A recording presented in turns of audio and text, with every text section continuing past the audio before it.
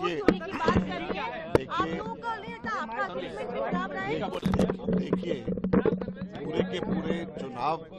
पूरे के पूरे चुनाव प्रक्रिया पर शुरू से ही प्रश्न चिन्ह लग रहा है और जब चुनाव की प्रक्रिया में प्रश्न चिन्ह लग जाए तो रिजल्ट इस तरीके से अप्रत्याशित होंगे। कभी भी किसी भी समय के ऊपर इतना स्ट्राइक रेट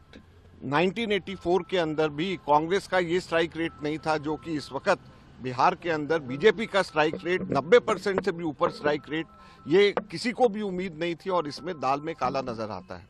हम लोगों ने अलायंस पार्टनर्स से बात किया है और सिर्फ हमारा ही सोच नहीं, कांग्रेस पार्टी का ही नहीं, हमारे अलायंस पार्टनर्स सभी के सभी का ये मानना है कि ये अप्रत्याशित नतीजे हैं और उसको पूरी तरीके से गहन इसकी छानबीन होनी चाहिए, डेटा का एनालिसिस होना चाहिए और केवल हमारे अलायंस पार्टनर्स और कांग्रेस के ही नहीं बल्कि पूरे के पूरे बिहार के वर्कर्स के पूरे लोगों के फोन आ रहे हैं और कह रहे हैं कि किसी को भी ये उम्मीद नहीं थी और कहीं ना कहीं पे गड़बड़ियां हुई हैं और उसकी छानबीन होनी चाहिए। हमारे लोग पूरे के पूरे डेटा को इकट्ठा कर रहे हैं, फॉर्म 17C को हम लोग देखेंगे, पूरे के पूरे वोटर्स लिस्ट को देखेंगे और फिर उसके साथ में हम लोग